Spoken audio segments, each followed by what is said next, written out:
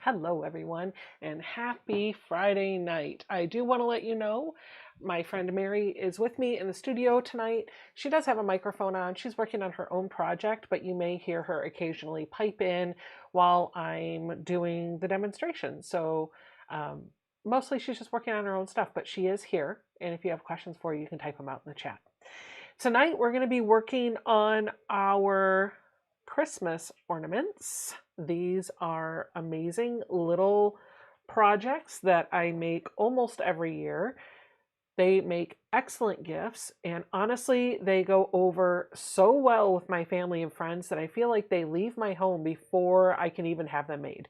So instead of trying to give everybody a bunch of them or make sure everybody gets them every year, I just make a few. And if you're one of the lucky ones that got one this year, you probably won't get one the next year. So this is what we're going to make today. The supplies for all of this are in the description box down below. So at any time during this video, you can click on the little show more link down below the video. It'll expand that description box and you can find all the supplies. It's really easy to make one of these. There's, I'll say, almost no sewing, and the only reason why I say that is because this little loop I did sew, but you could totally replace that with some ribbon or some other sort of garnish. You don't have to make your own little handle. I did. That was just my own preference. If you use your own ribbon, then it probably is a no-sew item. So I've got my tray of supplies in front of me, and we're going to just go ahead and get started. Ta-da! Look at this. I wanted to make sure that you guys could see what I was doing with my hands up close and personal every step of the way. And I even put down some really nice black fabric back behind to help with contrast and really hopefully make that pop a bit. Now the chat box, I thought the chat box doesn't seem to be working, but that's okay. That's fine. It'll be all right. I am also rubbing some lotion in. My hands were super, super dry from doing this earlier. And if you're curious what lotion I just used, I thought it was my eucalyptus and spearmint because it was green. It is not. It is Ankui natural pure body lotion with aloe vera in it. So, all right. Ah, gosh, oh my goodness. Gotta rub that in. All right, so these are all the supplies that I need. And first off, shout out to Fallon and her husband. They gave me this little tray as a present. They sent me a different quilty tray, and I asked for 2 components and 3 slots because apparently I'm high maintenance. They sent it to me. I love it. I have been using this, so thank you guys for sending that to me. I want to show you what my applique pins look like. Hello, Doreen. She said, first time here. Hello, Doreen. These are Dritzed applique pins. They are about 1 inch in length, I think. No, 3/4 of an inch. These are 3/4 of an inch. I'm going to leave them in this little container. Nah, no, I'm not. I can always put them back later. I'm just going to dump them into my quilting tray. There is a magnet on this side of the tray, so that will attract them, and plus it'll make it a fun little sculpture because things will get magnetized, whatever. Yeah, I need to get out more. So I'm going to put my little pins over here, and that's really the only reason why I have this here. I don't need any of my other supplies. I just need my applique pins. The other supplies that you're going to need is a 3-inch styrofoam ball.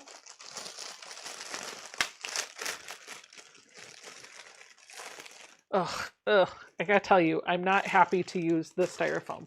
So I'm gonna tell you, there are 2 types of styrofoam balls that I have come across. There is this really smooth styrofoam that I use to make this one, and then there's the typical styrofoam ball that looks like snow and is horrible to touch. This one is much nicer to handle, and it's not it doesn't give me sensory issues. This one I feel like gives me sensory issues, but it doesn't matter which one you use because the reality is the process is still the same, number one, and the ornament's going to look exactly the same when it comes down to it. Now, I ran out of the high quality ornament balls that I usually like to work with. This is the last one that I had, and I made this for our tree. It matches the fabric on my tree skirt underneath my tree and the stockings that are hung up. So this is the last one, the last high quality ornament ball that I had. So I had to run out to Joann's after work today and get the normal styrofoam balls, and that's all they had. This is not a 3-inch, this is a 2.8-inch, but it's going to be fine. All that means is that when my fabric comes to meet here, I'm probably going to have a bit of overlap, and I can leave that there, or I can just take some scissors in and trim the excess away. Either way is going to be okay. So we're not going to stress about it. This is seriously a very forgiving, no stress project. So don't stress.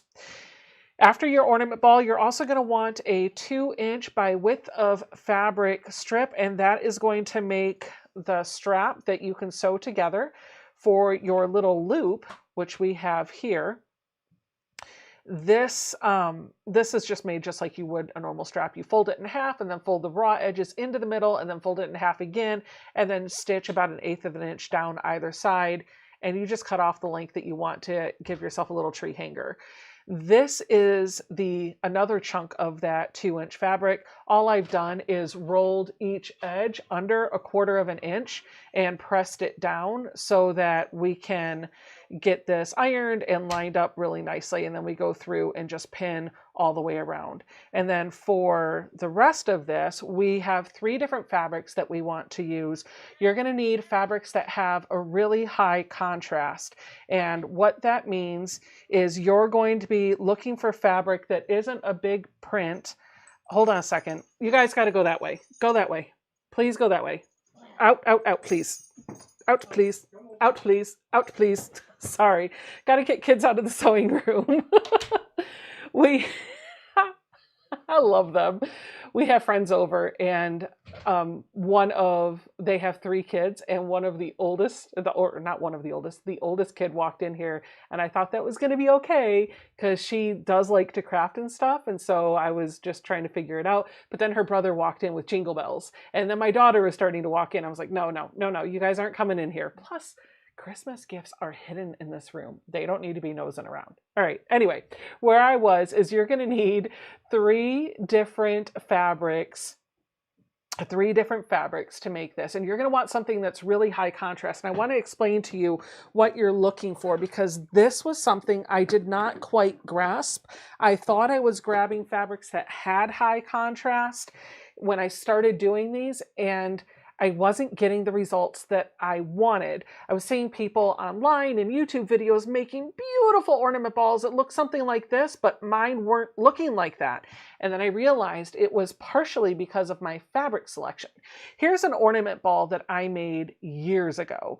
This is one of the first ones I did, and while the construction of it's pretty good, you can see I'm losing the contrast between the 3 layers. And the reason for that is because the black fabric and this middle fabric both have green in them, and it's bleeding into one another. So what I actually like to do is stay away from prints unless they are a tone on tone, or it really, really, really reads as whatever color you're looking for, and it's not going to touch another one. So for example, this one is white and it's got some green and red in it.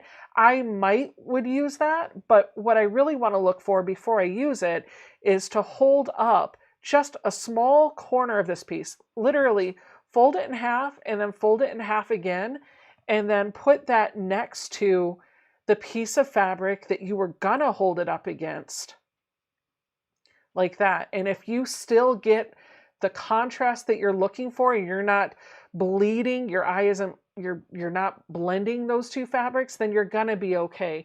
Do you see how that still has a good contrast there? I'll be honest with you, I feel like those green stems probably will be a little too distracting, and they might, I don't know if I'll use it. We'll see. We'll see. Actually, I know I'm not going to, but that's kind of what I wanted to explain. You really need good contrast. So I tend to go with fabrics that are more tone on tone or read as solids rather than a print. Does that make sense? And so once you have all that, the only other thing that I highly recommend is having some sort of thimble or protection for your thumb or your finger, because honestly, these pins are they're going to wear your thumb down. So I found a trick that helps me put them in without having a callus or a blister at the tip of my finger or thumb when I'm done. Hello, Tanya from Virginia. Linda Looney says, woohoo, I finally made it. Hello. Sarah S says, everyone is going to keep me company while making snowmen snowballs. Awesome. Laura says, is the wooden tray with tools and pins available for purchase? Yes, this tray, I don't believe you can get it in this configuration, at least on the website, but I know if you email Fallon, I'm sure her husband will do a custom order for you. This is from So Be It Quilts. I think her website is sobeitquilts.com. Okay, I'm just gonna, there we go. Okay, so let's get started. I'm going to set this ball out of the way. I'm just going to put this one here so you can kind of see what I'm working with. And now I want to figure out, I've got actually several fabrics selected. I have multiple reds, I have 2 different low volumes, and I have a ton of the same green. So my first decision has to be what's going to be in the inner fabric, what's going to be the middle fabric, and what's going to be the outer fabric. For this inner fabric, you're going to have the same design on both sides. This inner fabric is going to require 8 squares at 2.5 inches. So that's the first thing. And then the middle and the outer one are both going to require 16 2.5-inch squares of fabric. So I just need to decide what's going to go first, what's going to go second, what's going to go third. And I'm really liking this way. I know it's a little washed out on camera, but it's a tone on tone that matches my stockings. It's the lighting. Cameras don't love white fabric. And then I know I'm going to use these because this is the only green that I have, but I do have multiple reds here. I really would like to do one where the white is in the middle, and then perhaps I just have to decide, do I want it to be green and then red, or red and then green? What do you guys think? Should green be in the middle or red be in the middle? And I'll give you a demonstration of what both of those look like. Let me know in the chat what your preference would be.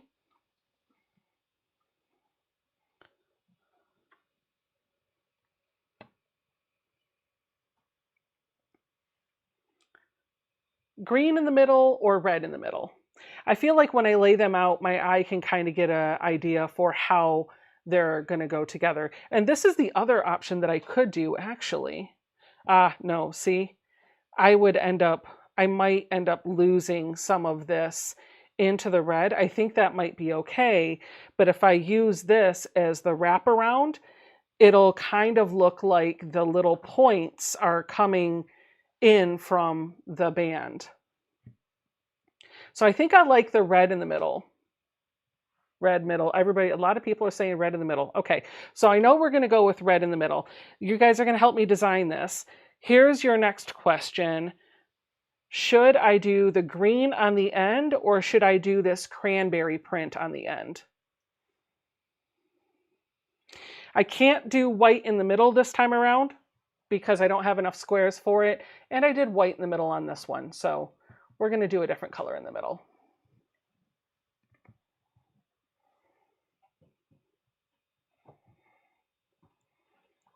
Looking to see whether you want the green on the outside or the cranberry.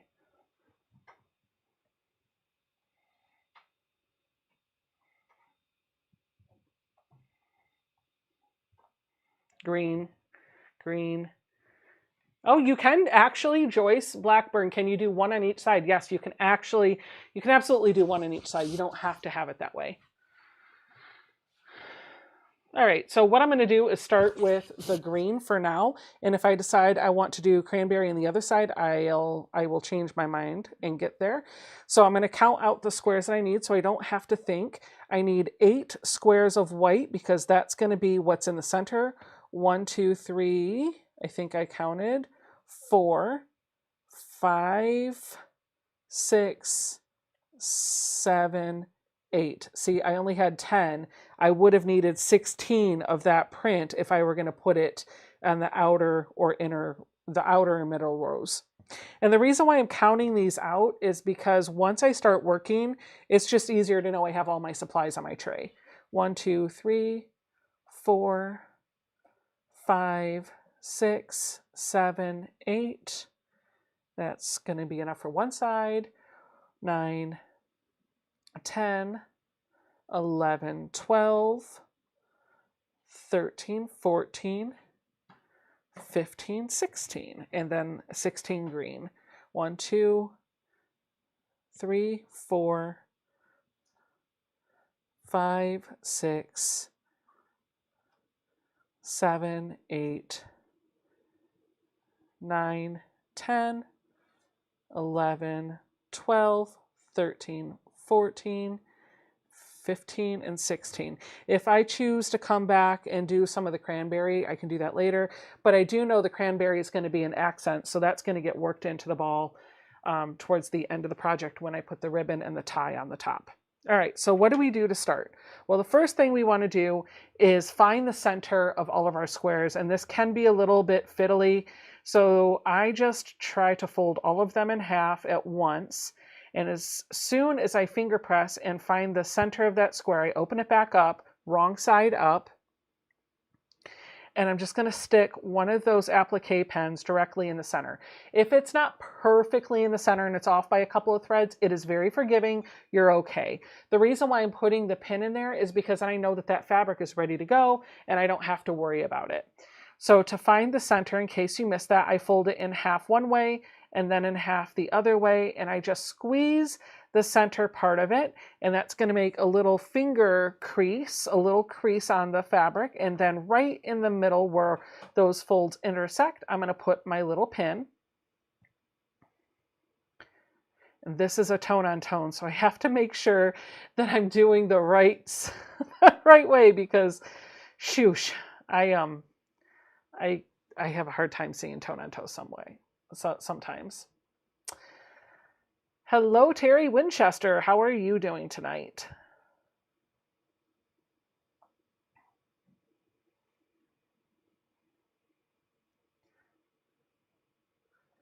What does everybody have planned for the holidays? Is everybody's Christmas shopping done? Have you made all of your ornaments, your gifts? Are you all done with everything? This weekend, I think we have most of our shopping done. This weekend, we'll be doing a lot of gift wrapping. I'm really excited about that. I love to wrap gifts. That's going to be a lot of fun. Yeah, Linda says you need a black light for tone on tone. It really works. Yeah, I know. I still haven't bought one. As soon as I said, man, these tone on tones are hard to see, that popped in my head that somebody told me about the tone on tone black light thing. Dot just needs to wrap. Flicky Chicky says I'm working the entire time. Oh no. Jeannie says she made these a couple of years ago. They were so fun and pretty. Hello, Quilt Queen. Ian says, I don't even know if I got all my Christmas gifts done. I need to make a list. Yeah, I hear you. I've got a few things that I still need to make. Not many. They're quick projects. I need to make a couple more of those Hemingway pouches. If you haven't seen, I have an excellent video tutorial on how to make that pouch step by step. It is not my pattern. It is a pattern from Center Street Quilts. It is a very fun sew. It is a very easy sew. And I walk you through the whole thing one step at a time. So make sure to check out that video if you haven't done so already.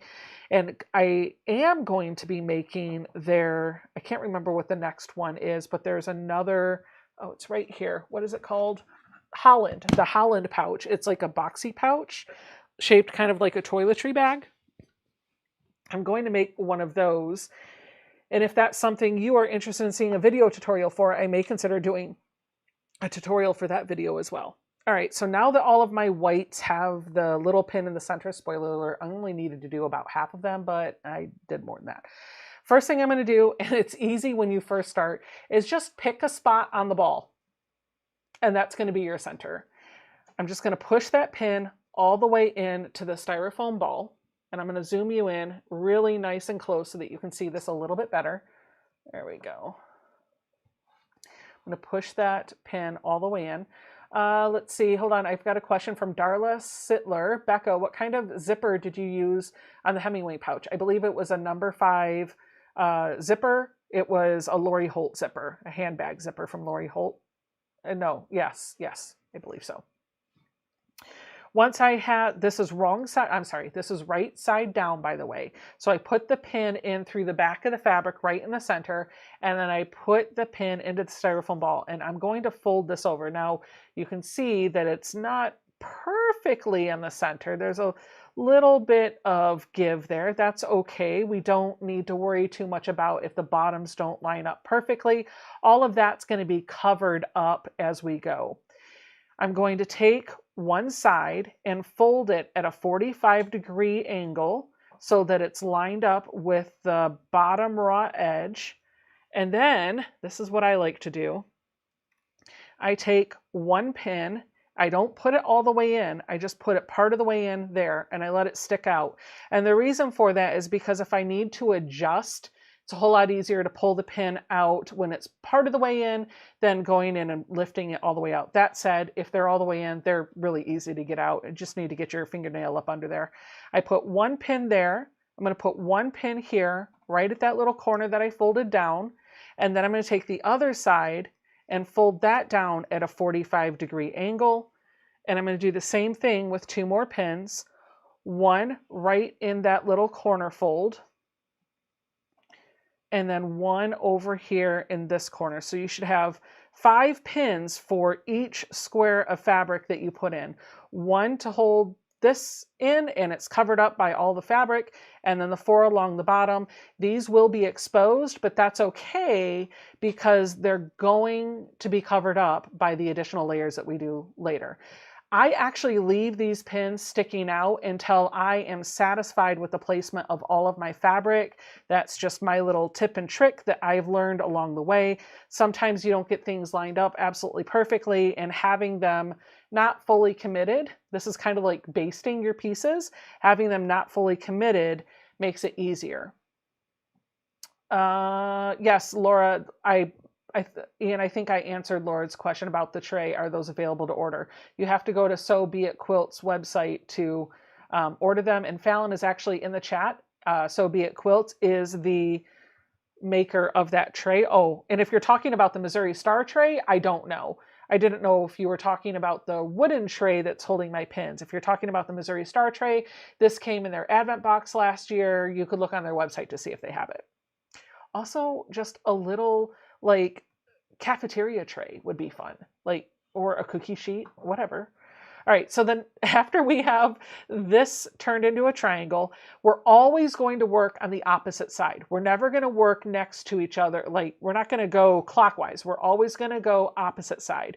So I'm going to take my fabric. The pin is poked through the back of my fabric, and I'm going to put the sharp point of the pin right at the very tip of where that fabric is. Just like that. And then I'm going to fold at a 45-degree line.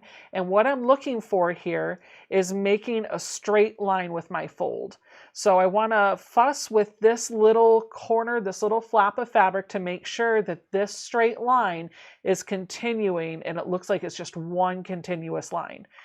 I'm going to baste it by putting some of my pins part of the way in. Dot says, Becca, you are great at explaining directions. Thank you. I appreciate that. I love to teach. So I'm glad that you love to listen to me. And then I'm going to fold this over and I will baste, pin baste, just like that.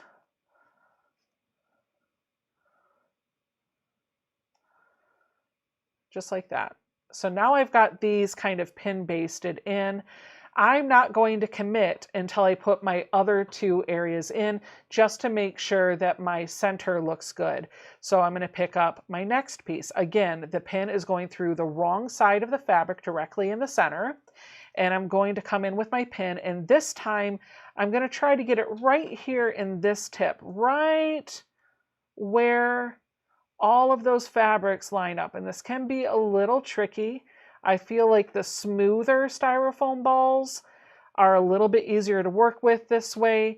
The styrofoam that I'm using now, that snow looking one, it can sometimes want your pins to go a couple threads off in the wrong direction. So if you can get the other one, I would get the other one. All right, so this is really important. We want to make sure that this is going straight. This fold, when we fold it back, we want that to be even and parallel to the fold line that we just made. Remember that continuous straight line that we were making? This needs to line up to it. Once it is, then we're going to carefully fold one of these pieces back, just like that. And you may notice a little bit of a gap here. Don't stress about it. It'll relax and work itself out as we build out the ball. Just make sure that it's nothing more than just a thread or a hair. And then we're going to do what I was calling pin base, just like we did before. We're going to put a pin in part of the way here, a pin in part of the way here, and then we're going to fold down on this side, just like we did before. And what should be happening is we're starting to fill in the center of this ball. Put a pin in and put a pin in. Elizabeth says, could you make the triangles ahead of time, maybe with glue, and then apply them to the ball? I think so. I think you could. The only thing is, if you do that, the pin won't be hidden, right? Unless you wanted, you could fold them maybe and baste, and then just leave the pin sticking out, come in and push it in, and then pin these down. The only problem with that is if you baste all these down, right, then you're not going to have the ability to adjust the folds to fill the gap. So I wouldn't recommend it. What I could recommend doing is going through and finding center, maybe with a hot iron, for all of your pieces of fabric. And if you wanted to, stick a pin through all of them and set them on a tray and leave them there. You could do that, but I wouldn't go through folding them into triangles. I think that would it would cause more headache than it's worth. Now this last one, what we're going to do is try to fill in this wedge, but we need to be careful because we want that fold to line up with this, but we also want to continue this line straight down, just like we did before. So I'm going to go right into this very tip. Does the size of the square you use depend on the size of the ball you are using? Yes, it does. However, that said, I am using 2.5-inch squares, and I really would like to use a 3-inch ball, but I'm using a 2.8-inch ball, and it's going to be fine. I think you could probably do the 2.5 inches no matter what. Just understand that if you get a ball that's bigger than 3 inches, you're going to need more fabric because you're probably going to have to do more repeats around the ornament. Okay. So once the fold is lined up with that line that's going across, then I'm going to fold this down and I'm going to look to make sure that I'm covering this up. If the fabric overlaps down here at the bottom, that's okay, because guess what? We're going to hide that under other layers. So again, we don't need to worry about what's happening in this area. We're really just focused on what's happening up here. So we're going to acupuncture the ball, because that's what this kind of looks like to me. It looks like acupuncture.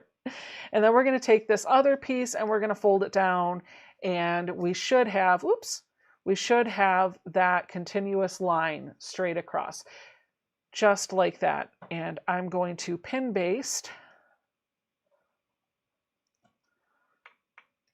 Looks like one of those little voodoo dolls, doesn't it?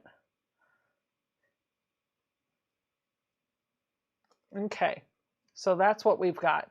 Now, if I am happy with the placement of all those fabrics, and I think for the most part I am, it does look a little bit off on camera right here, but I think by the time I add everything else in, it's going to be fine. It looks just fine for me.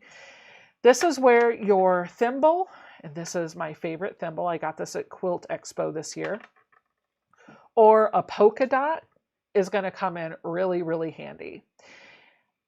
I've done this both ways. By the way, as you start adding to it, it's going to get topsy-turvy and it's going to want to roll over on itself. So, hey, Mary, could I ask you to get one of those rolls of masking tape? Absolutely. Or some other circular notion, like a cup or something? Sure. I find if I get a little cup or a little spool of tape, or if I had a husband that did woodworking and he made a little bowl that was 3 inches in diameter, I could set this down in there and it'll just keep it from rolling over, because once you start adding stuff to the top, it gets a little top heavy and it just wants to roll away. And if you had a container that you could, right there, that you could actually just set this down in, you wouldn't have to hold it. You could just work on it as you go. I don't really need it to hold the ball while I'm working on it. I just want it to not roll away from me. That's why I've got the thing. So the polka dots. Hello, Patricia Rupert from Wisconsin. The polka dots, these are just little kind of like silicone-y grips that have adhesive on one side, and they're meant to stick to your finger. I like to put them on my thumb, and then I can use that to come in and poke all of these back into the styrofoam. Alternatively, if I wanted to use my thimble, which is what I probably will use, I spent a lot of money on that thimble. It's adjusted just for me, and I love it. You could come in. Now my thimble, I can't remember who I got this from, but if you go back to my Quilt Expo video, I think the video was like, I went, I saw, did I buy? It's back in October, early October of 2023. I give you the details on where I got this thimble from. I think her name was Jan or something. I love this thimble, but it has a little lip on the top, and I like to use that lip to just push the pins in.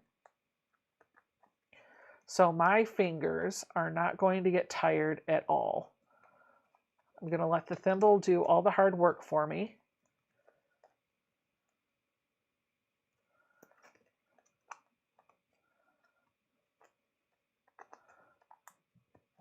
Now, those aren't in all the way. They are up just a breath.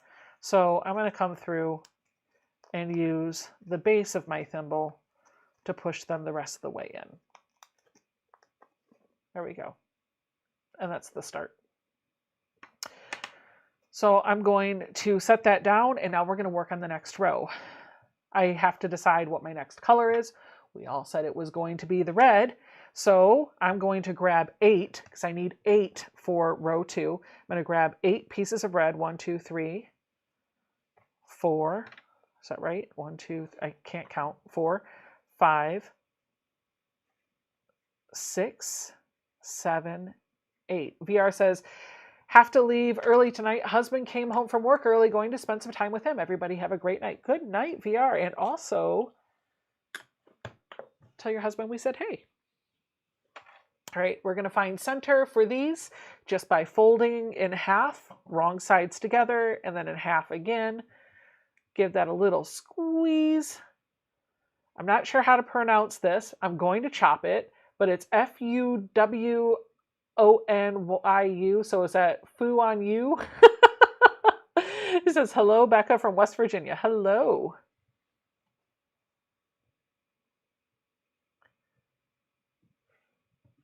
So next week, we're going to do a virtual holiday party, and Mary will be with us in the studio and maybe even on camera. She doesn't like to be on camera very much. She's over there shaking her head. But she doesn't mind being on microphone, though she seems like she's just enjoying the front row experience to the show. I'm just watching it live. Hey, you're watching So Becca live. So Mary will be with us in the studio next week, and we've got some amazing gifts that we're going to be giving away.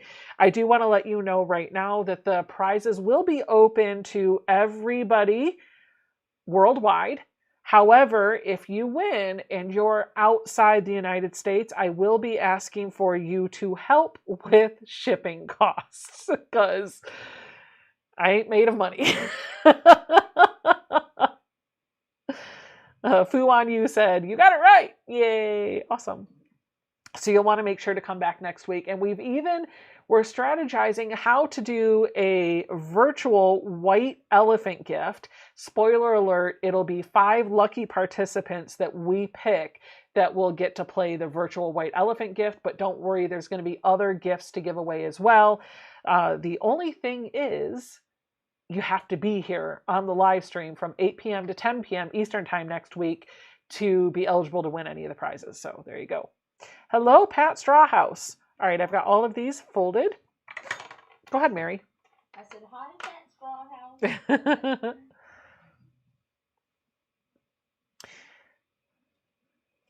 There we go. We're going to push this down in here. I'm just going to put these all in the center so that I don't have to fiddle with it, and I can just start putting them on the ball. And this is the piece, I think somebody was asking, could you just pre-batch make them ahead of time? This is the piece that I would do ahead of time.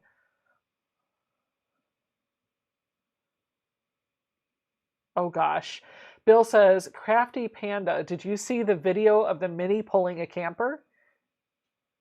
No, I haven't. Uh-oh, Bill, you got to tell us. What is a white elephant gift? Elaine is asking. So white elephant is a gift, and it goes by a lot of different names. But it's basically a game that usually is played at Christmas parties.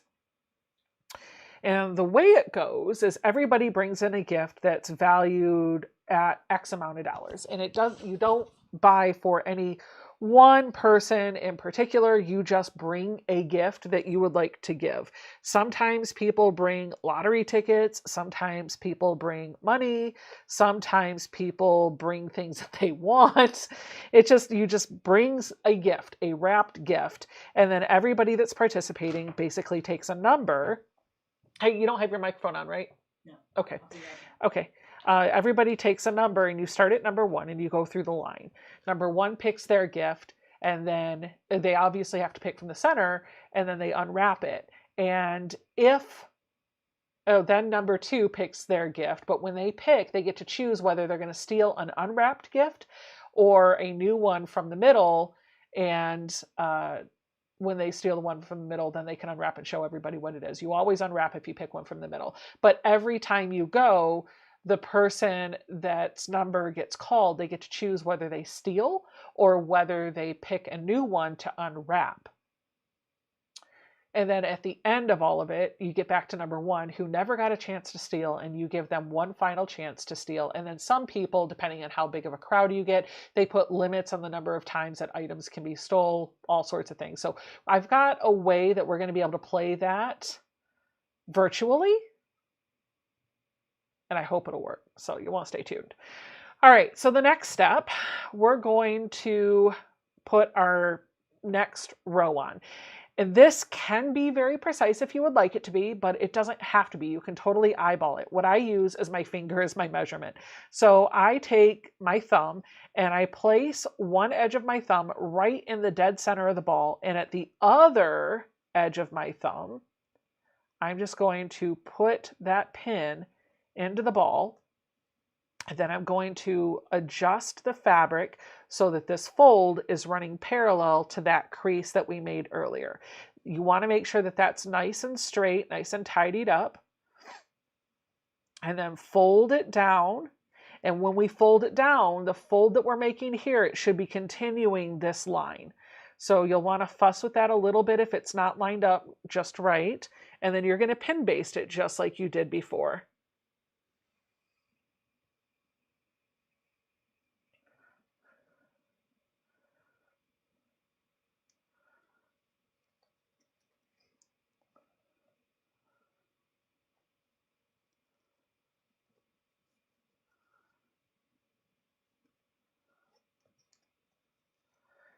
And then I'm going to pull the other side down, making sure that I'm continuing that fold.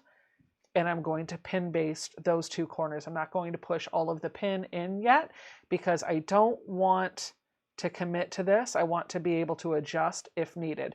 Now for this round, we're not doing 4 squares. We're going to do 8. So I'm going to lay out 4 of them, make sure I like the way those 4 look, commit, and then do the next 4 red.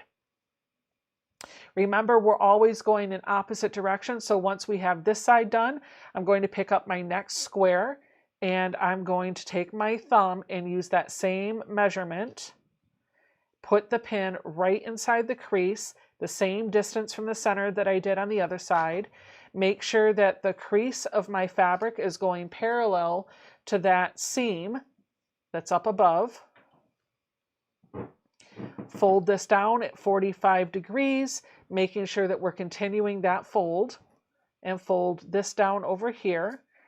And then we can hold it with our fingers, our thumbs, just like this. And we're going to pin baste.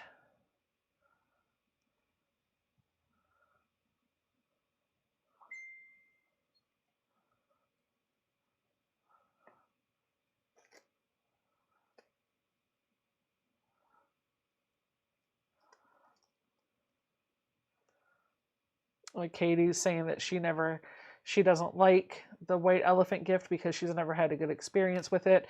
I promise you next week is going to be a good experience because there are no duds. See, so what Katie might be alluding to is sometimes people play that game to to give like duds as a gift, and you end up getting a gift that you don't necessarily love.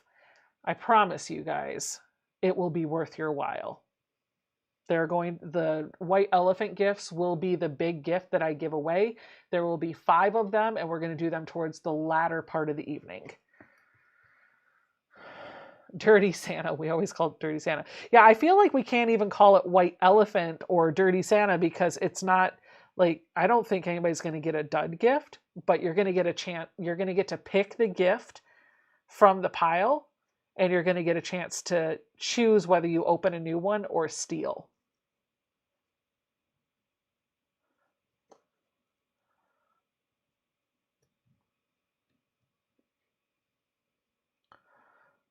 Brenda said, oh no, my first row is so wonky. It's okay. It's okay. Go back and unpin it if you want to, but also understand that it takes practice to do. And if I'm being honest, mine is a little wonky. See, it's not completely perfect, but it still looks really pretty on the tree. So don't stress too much.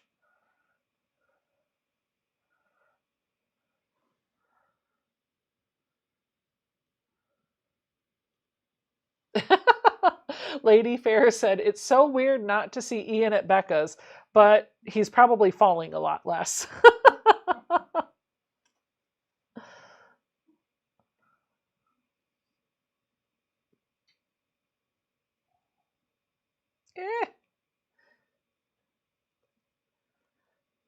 There we go. And now we're going to do the opposite corner. Remember, we're always working opposites and we're trying to get the same measurement from center. So I'm using my thumb as that measurement. And I'm going to turn this to line up that fold with my crease across the top. Fold this in 45 degrees, making sure that I'm continuing that line, and fold this in 45. degrees. I feel comfortable enough that I can hold this down with my thumb. That's why I just fold them both at the same time. But if you're not that confident, then do one side, pin it, and then do the other side. And by the way, these styrofoam balls, sometimes you'll get a piece in the middle of the ball that's just really, really hard. It does happen. It's not you. All right. Oopsies. That didn't go through the fabric. It went next to the fabric. Okay. Now I have my acupuncture ball. I want to take a look at this. Oh gosh, it's so pretty. And I just want to make sure that everything looks good. What I'm looking for is these lines. I want to make sure that those are nice and straight and that the points are about the same distance from the center. And I have about the same amount of white space over here. Everything looks good. So at this point, I'm going to grab my thimble and I'm going to use the lip of it to push these almost all the way in.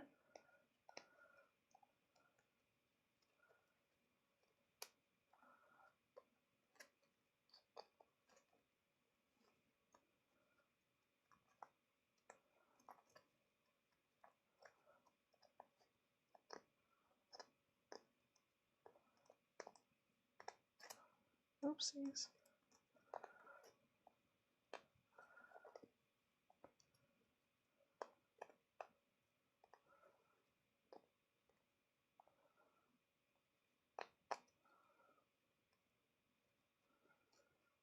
And there we go. So that's the first part of the second row. Now we're going to fill in these areas because we want, I mean, I guess you could have like a cathedral window look if you wanted to. That might be something, but you would have your pins showing. So we want to cover those up.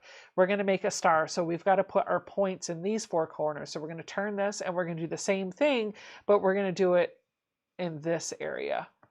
Uh-oh, best comment of the night, and I missed it. Bill says, I feel like we need to send 12.5-inch squares of bubble wrap to Ian to piece for a quilt top. Now, this one, this is a matter of preference. I see some people say that they pull this one back just a little bit further than they did the other ones. It's up to you. I just go with usually the same measurement.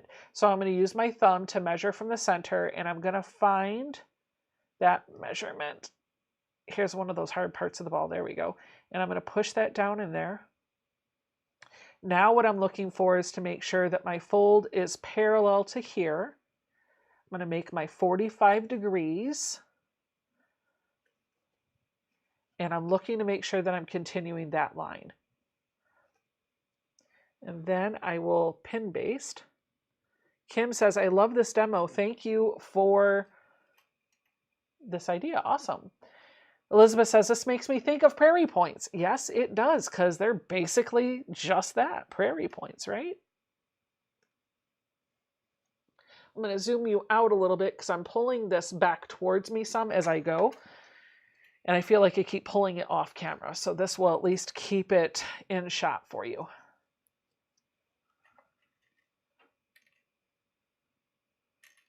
Yeah. Give me the pin.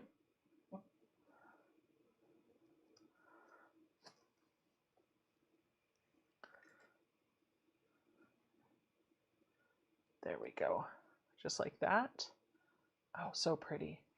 All right, we're going to do the same thing. Opposite side. We're always going to the opposite side and make sure that we're the same distance from the center. Create our fold. Make sure that it's running even or I'm sorry, parallel to that crease. Fold in 45 degrees and continue that crease.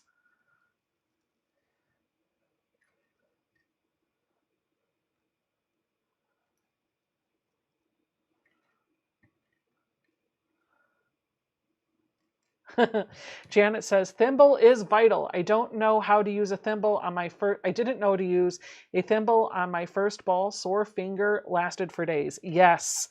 When I first started making these, I would do them in the front room in front of the TV while I was sitting with my husband at night, and I could only get through one or two before my thumb was just done.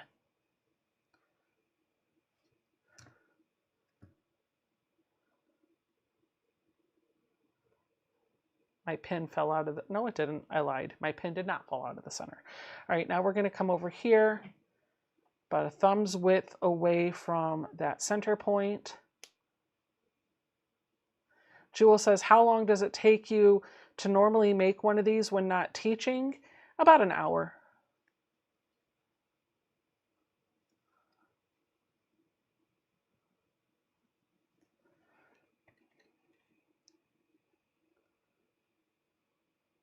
Yeah. I'm spending more time trying to pick the pins up from this Missouri Star tray than anything else.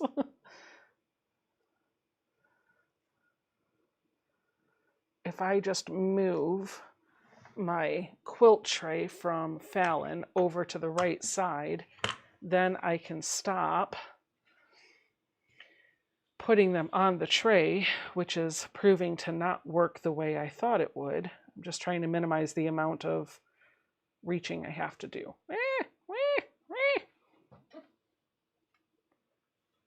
The noises come free. They're part of the entertainment. You're welcome. You can use a stone as well. Awesome. Hey, Teresa, how are you?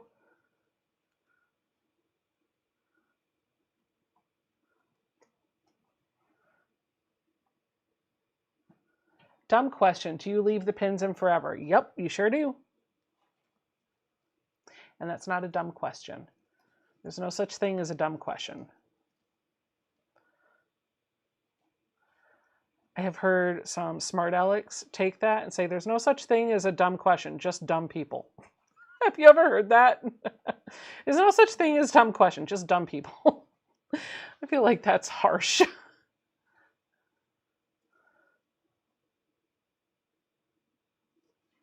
So before I do anything else, I'm just looking at this one and I feel like this angle looks a little bit longer than the one in the top. So I'm going to lift out that pin and I'm just going to move it up a little bit. And that looks a little bit better to me. Now I just want to make sure I'm continuing those creases. And I'm going to pin baste.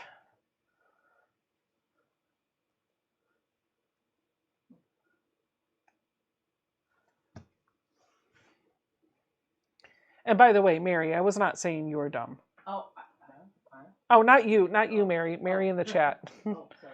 You're okay. Alma says, I have made these before. I may do them again. This reminds me of the ornaments we used to make in grade school with sequin and beads.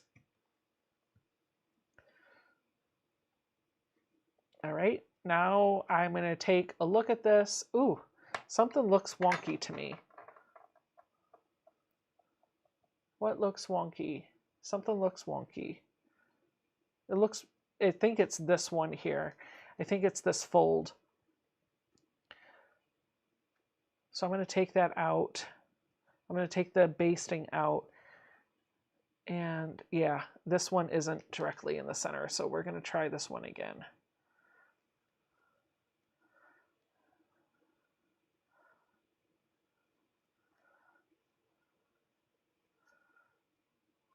I think that looks better. Yep.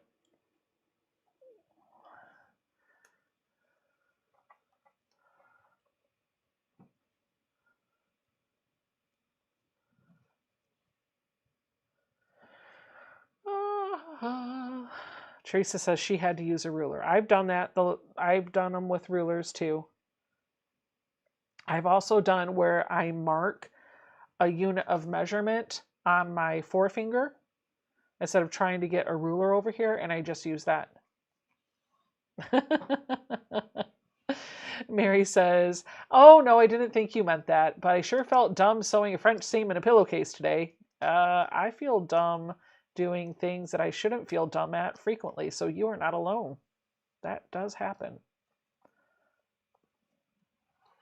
That was the only one that I wanted to adjust, so I'm committing to this, and I'm going to push the pins in.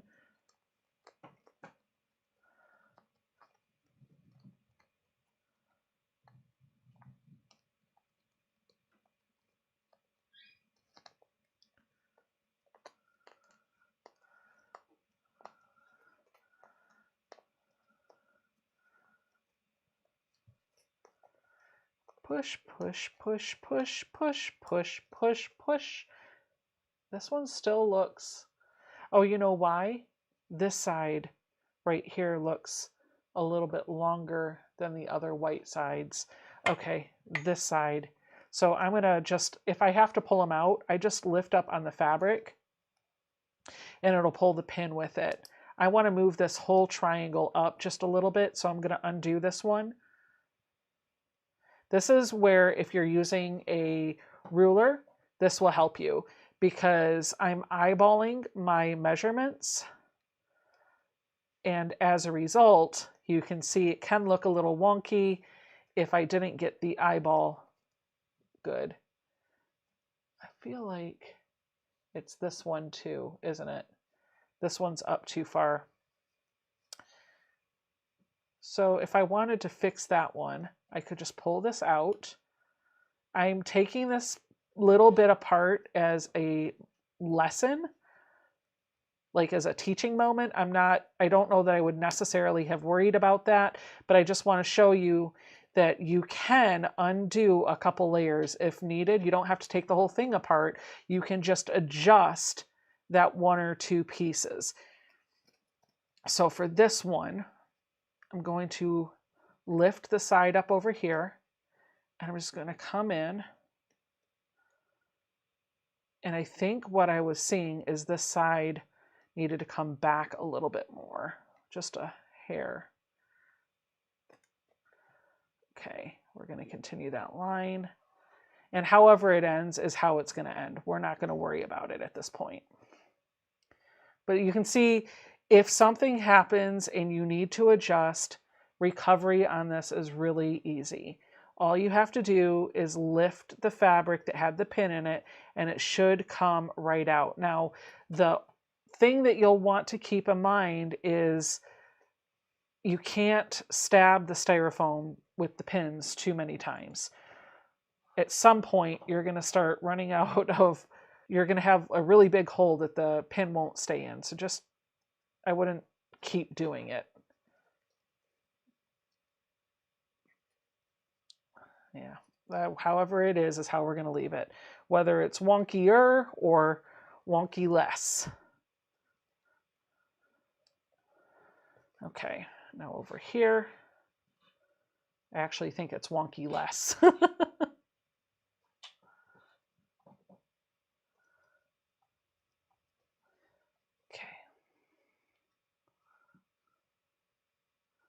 Perfect.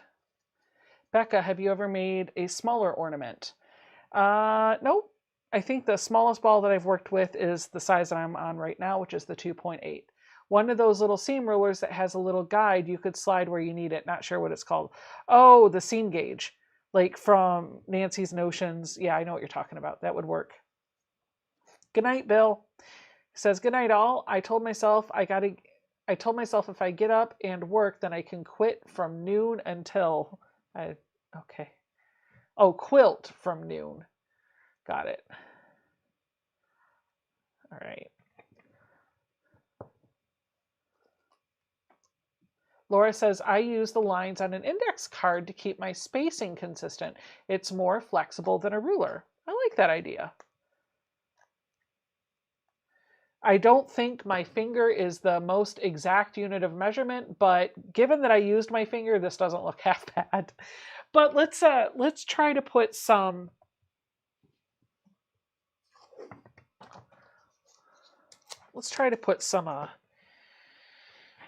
what's the word I'm looking for? Mary, what's the word I'm looking for? What? Hacks. Let's find some hacks. Let's find some hacks.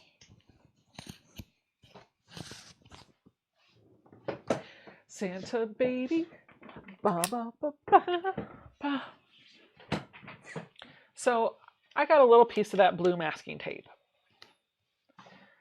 And I'm going to mark off with this Sharpie. I'm going to put a dot here, 1/2 inch, and 1 inch. I'm just going to draw a line right there. And then I'm going to do a quarter, just a couple dots where a quarter would be. I don't know why I'm doing this, but I have an idea.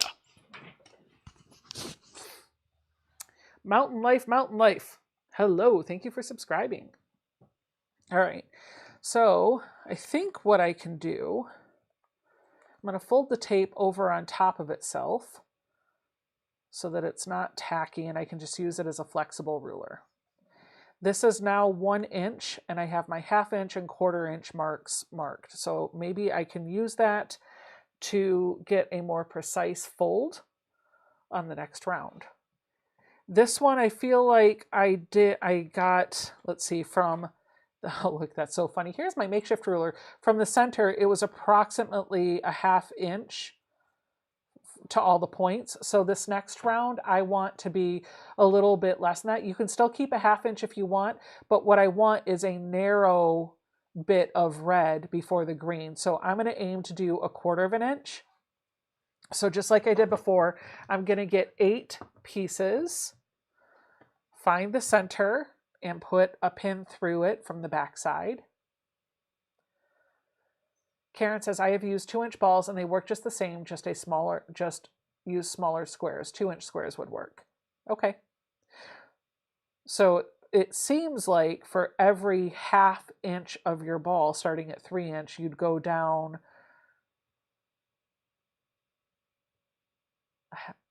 a 1/2 inch in the square. Because if you use a 2.5 inch for a 3-inch ball and you use a 2-inch for a 2-inch ball, then would you use a 1.5 inch for a 1.5 inch ball? 1, 2, 3, 4, 5.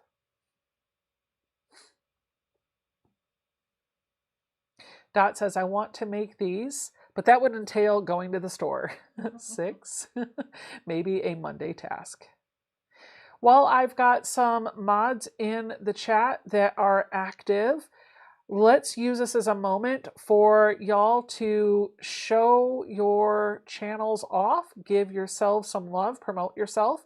If you are a content creator on YouTube and you would like people to check out your channel, just put a heart in the chat. And one of my lovely moderators, who most have a channel of their own, will drop a link to your channel. They'll tag you, so they'll do @ and whatever your channel name is, whatever your name is, and then they'll put your link so people know whose channel that is.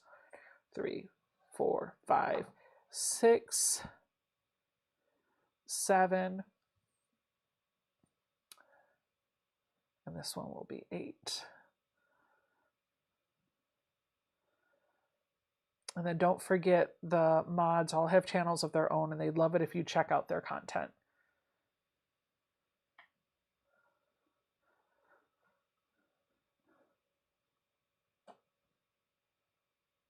The Quilting Compound has a channel they would like you to check out. Teresa just dropped their link.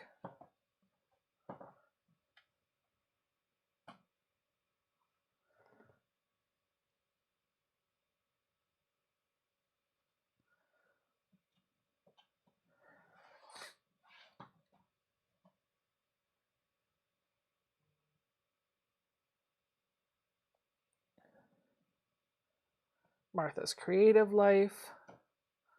No worries. If it's in there twice, Katie, it's no big deal. This is the chance where we promote each other, right? Ow, I'm stabbing myself over here.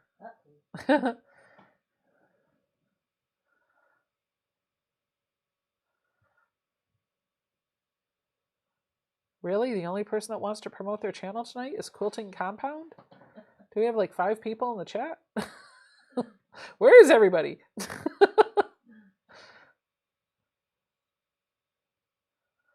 Nobody wants to make quilty balls. That's going to be a meme.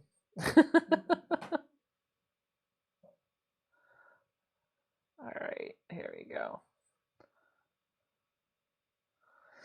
All right, so now I'm going to use my little flexi tape and I'm going to go a 1/4 inch away and I'm going to go from the ones that are underneath first because that was the first layer that I did. And I'm just going to measure a 1/4 inch down. So I'm going to line up that line at the tip of my point, and where that 1/4 inch mark is, I'm going to put my thing down in.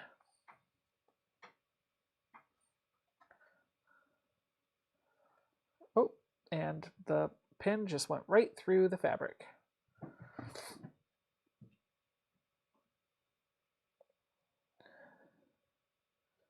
I know where everybody is. They're Christmas shopping. I would be, or going to Christmas parties. By the way, I know there's more than 5 of you watching. And if I didn't have a YouTube channel, I would probably be out doing other things tonight. Okay. I'm going to inspect this to see if that little thing of red is too narrow. I actually don't think it is. I really like it, so I'm going to leave it. This is all preference. How far back you put your pieces of fabric is all dependent on what type of look you're going for. So don't stress if yours doesn't look exactly like mine.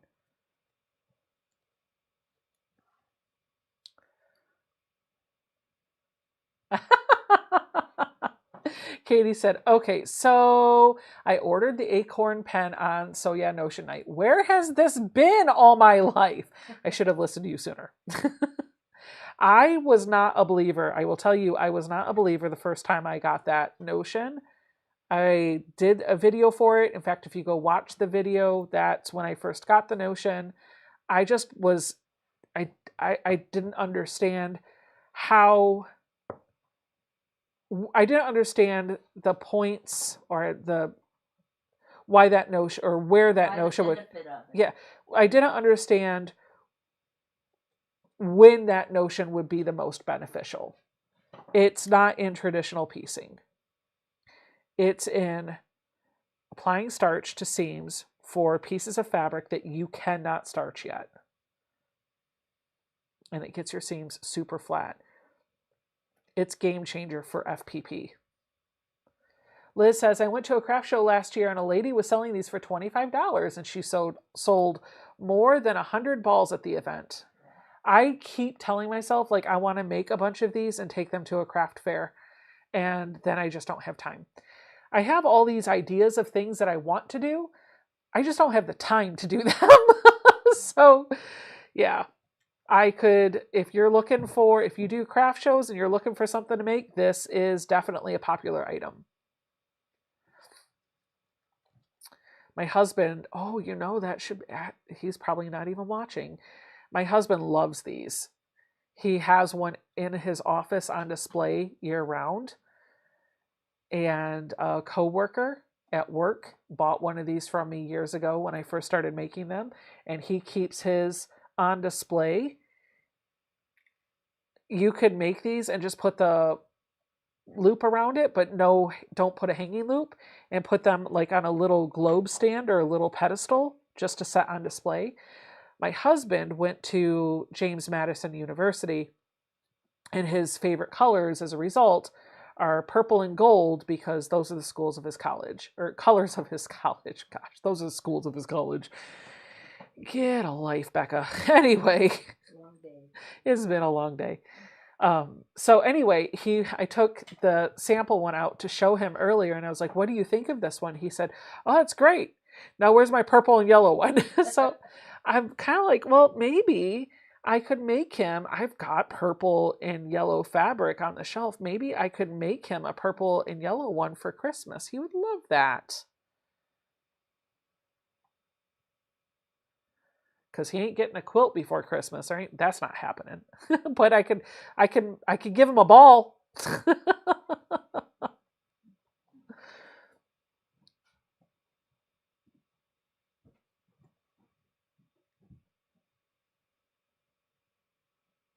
Michelle said, yep, there are 6 of us in the chat. Linda says finding centers exactly opposite each other is a trick. I put all the balls on the table and lay a board on them. I hit the board to make a little flat circles on either side, and their centers are perfect. What do you mean you hit the board on either side? I don't understand how that would work.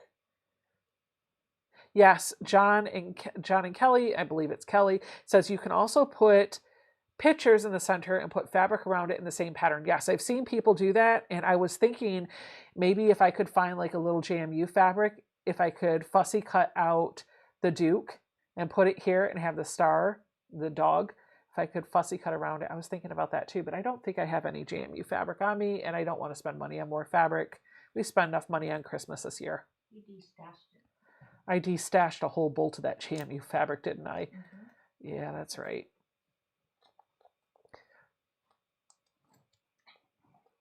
That's okay.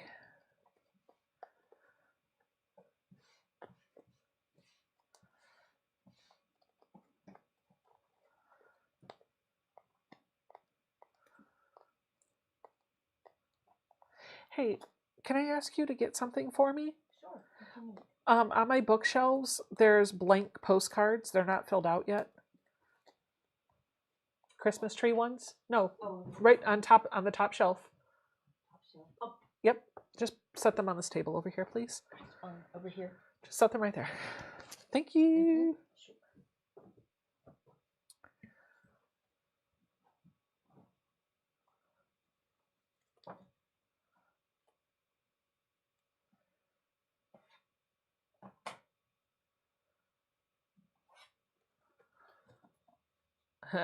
Elaine says, this is turning out so cool looking. It's really easy to do. I didn't put that. Ah, crud. Silly pin.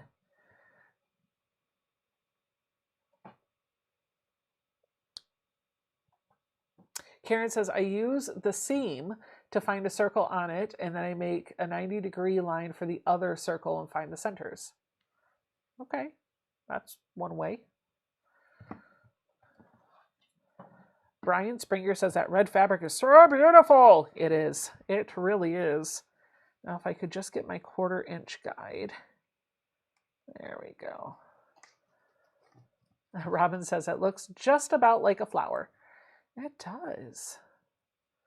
Star flower. There we go. Oopsies. You know, I think you could, oh, I poked myself with a pin again. I feel like you could probably use masking tape to help keep things straight too. Masking tape apparently has so many uses in the quilting world. I didn't even know. Jen Katie Fiddly Bits is here. Hello. Awesome name. Tanya says, Becca, I have JMU fabric, but I don't think you can get it before Christmas. Nope, I probably can't.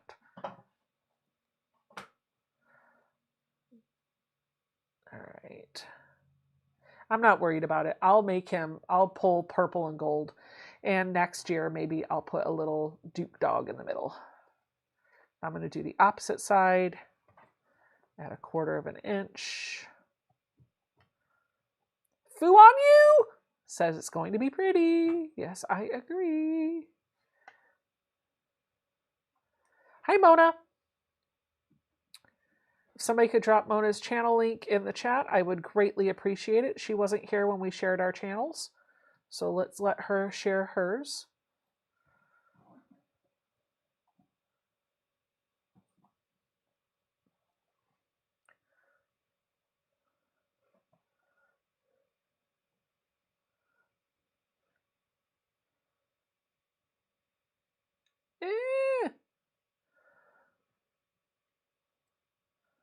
Elaine says, I love the painter's tape hack tonight for measuring.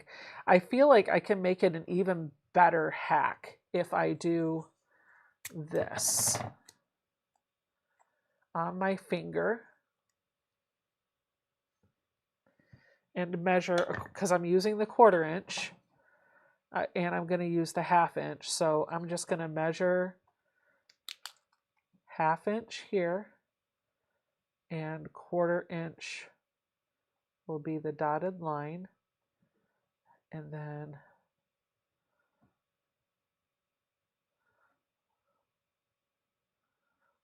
I'm getting a little ADD right now.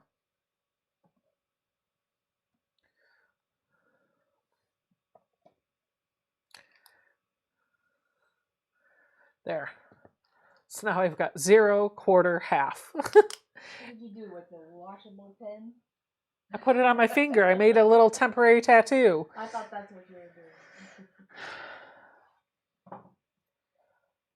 Foo on you. Don't make that joke. Don't make that joke. Don't make that joke. I don't know what the joke is. I've apparently missed the joke, Ian, so please fill us all in. Make the joke.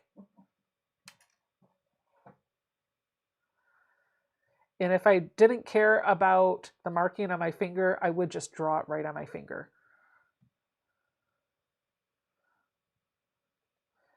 But I think I care about the marking on it. I don't know. We'll see. Okay, now this side has to go up a little bit. There we go. I have to be able to bend.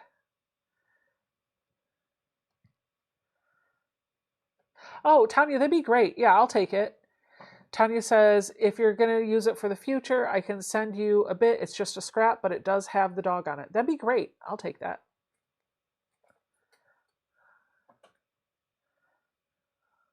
You also probably have it at Joann's. I'm not going. If I only need a little piece, yeah. Like a 2.5 inch piece would be fine. Well, 2.5 inch pieces, one for either side.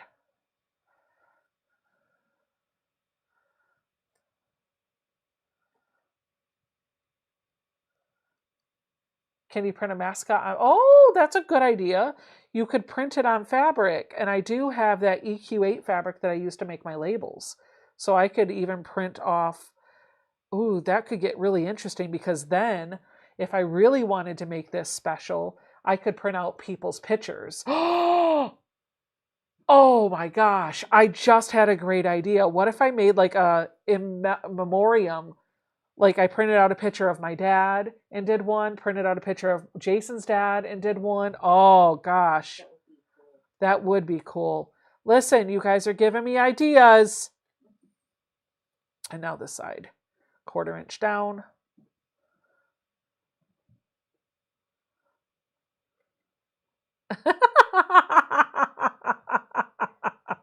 I missed Fu On Yu's comment that was struggling to keep Ian from spitting out his coffee laughing. I have 2 balls to make and I forgot about them. That was his comment. And you know exactly where Ian's mind went. Yeah.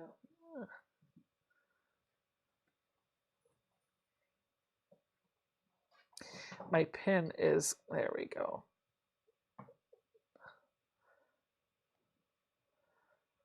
The only problem with these applique pens is the heads can sometimes work their way through the fibers of the fabric. And that's why you'll see me sometimes fussing with the piece of fabric, even though everything looks like it's lined up okay.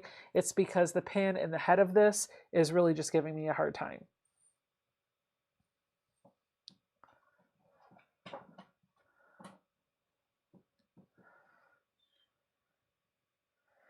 So you guys want to hear a funny story about how my morning went?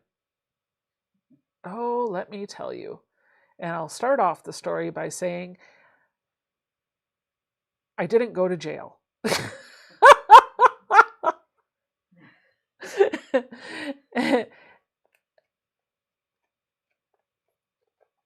I'm going to push these all in because I'm happy with it the way it is.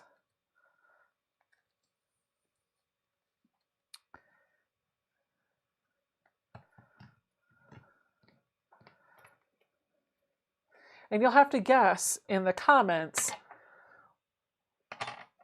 what you think may have happened today that would cause me to tell you, don't worry, I didn't have to go to jail. But on that note, I'm going to take an intermission. And I'm going to go get a drink of water. I'll be right back.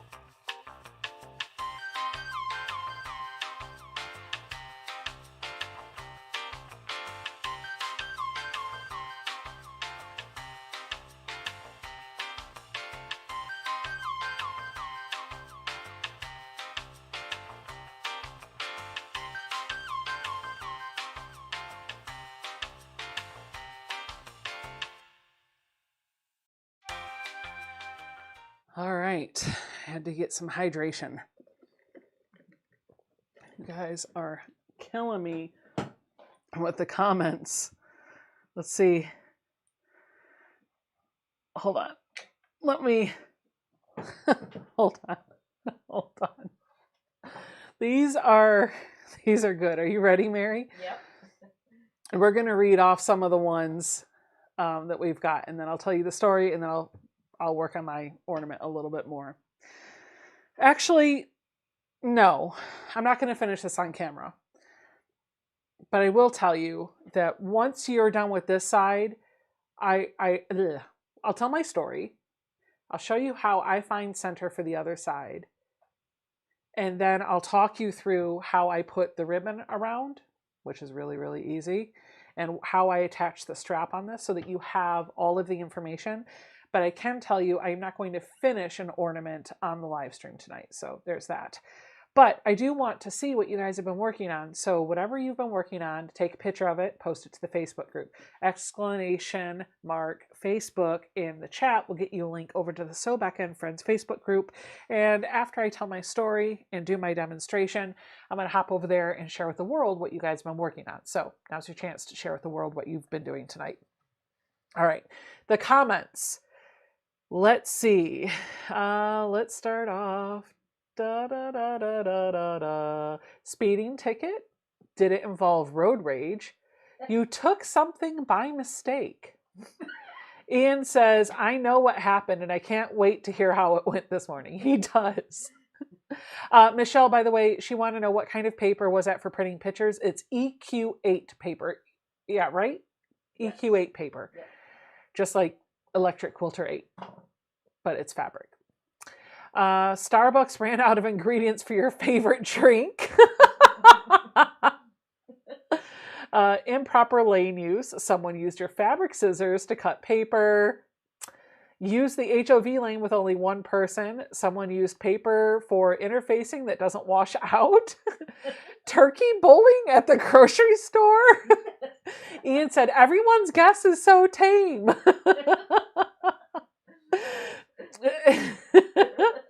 And Linda said, well, Becca is not a violent person. You're right. You're right. She got into, oh wait, hold on. She got into an accident with a police car. Oh, that's a good one, Anthea. But no, I will tell you that did not happen. Let's see. Y'all have me cracking up. Security incident. Does anyone, Pat is asking for anybody that's just listening, does anyone know where in Canada I can get a replacement fan piece, the plastic flower, for my Martelli cutter? Oh, I don't know. Car chase was someone who bought the last of the fabric you wanted. You drove the wrong way down a one-way street. She ran into the men. Martha said she ran into the men in black while undercover. Ian's yelling, one way. Oh. And then Ian is saying, Becca, did you meet the clerk you talked to on the phone? He sounded cute. All right. So here's what happened. It's a silly story, super silly, but it has been the joke amongst my friends and some of my coworkers for the better part of about 3 or 4 weeks since before Thanksgiving.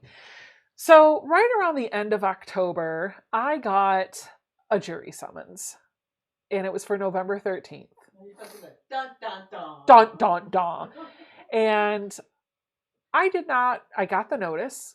I looked at the notice and said, oh, cool, jury. Like, I actually, one of those people that want to do the jury duty. So I was really excited about that.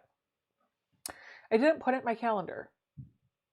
I honestly forgot completely about it. I think I had like 2.5 weeks notice for jury. I honestly forgot about it. And then one day I happened to be working from home and I look up and I see a sheriff in my driveway.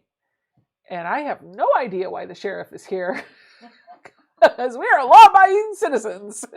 So I go to the front door and I open the door and I poke my head out and I'm like really genuinely curious and worried that I did something wrong. And so I poke my head out the door and I said, can I help you? And he said, are you Rebecca? And I said, yes, I am. And he came over to me and he said, well, this is for you. And he hands me a lovely piece of paper. He served me a paper that told me I had to go to court. He said, you missed jury duty last week. And I said, oh no. And I looked at him, I said, I am so sorry. I forgot. In that exact second, I remembered I had jury duty last week. So I was like, oh no. And I kept telling him I'm sorry. And the sheriff was very polite. He was like, that's okay. You don't have to apologize to me. You don't have to apologize to me. But the judge would really like to know where you were. So I had no clue what happens in this instance. I had a notice that I had to go to court. Fine. I told everybody at work. My partner and some of my team members were affectionately calling me inmate 24867. Because the joke that I've been making, knowing that this wasn't going to happen, is that I was going to show up at court and they were going to put handcuffs on me and haul me away to jail for the weekend. And there would be no live tonight. There would be nothing. Nothing. And I apparently, and I don't know if this is true or not. So you'll have to let me know in the chat what happens in your state or your county if you miss jury duty. First time offense. Second time offense. Like, what does that look like? Do you go to jail? Do you get a fine? What happens? Because it's different for every county and every state. So as soon as I got the summons, I went online to figure out, okay, what does this mean? Like, what's going to happen when I go to court? I want to know what to expect. And it was very vague because it's really up to the judge as to what punishment or fine or whatever they impose within reason. So it was circuit court, and it said that the fine could be anywhere from $50 to $200. I figured it was probably just going to depend on how like what my excuse was and how the judge was feeling that day and whether I had any other prior whatevers, right? So today was court. I showed up at court. Well, first of all, let me backtrack. Ian wants to know about the clerk. So after I read that online, I was like, you know what? I had no excuse. I got the summons. I had it in my possession. I should have gone to jury. The reason why I did not show up as a juror is because I dropped the ball.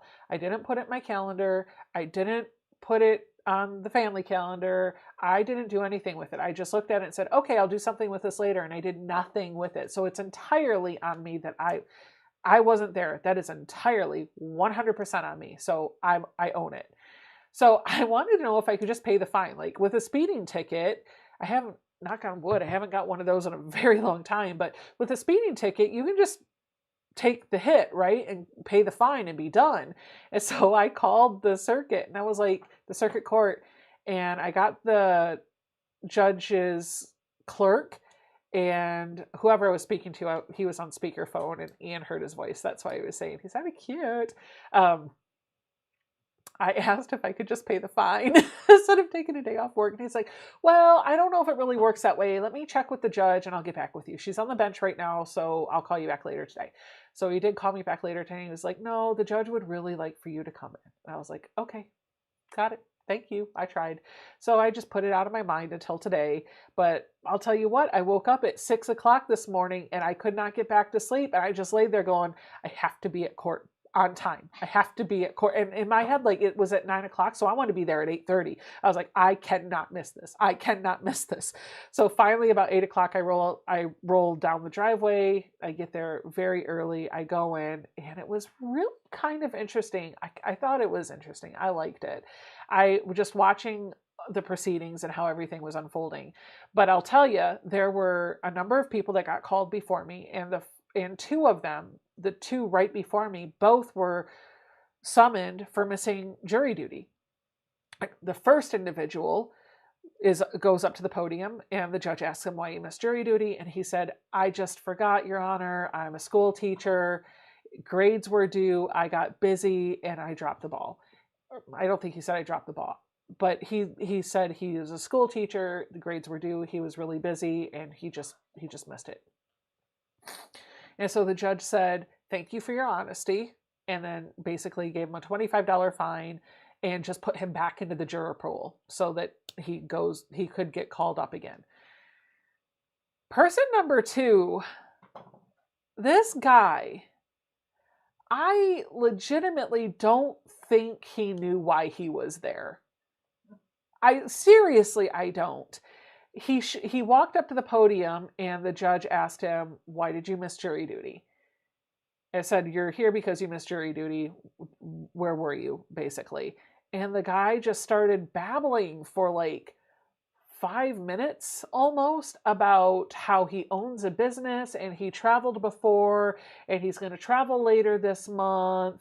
And he talked to a clerk and it was all a jumbled mess. And you could tell the judge was getting frustrated with him talking. And you could also tell that she wasn't following what he was saying. And she asked him again why he missed jury duty. And he said, no, I'm here for jury. And she was like, no, you're here because you missed it. And so then he was like, well, I talked to the clerk. And he said something about how he emailed the clerk. And she said, do you have a copy of that email? And he said, I can produce it. And she said, no, now is the time to produce it. That's why you're here, because you missed it.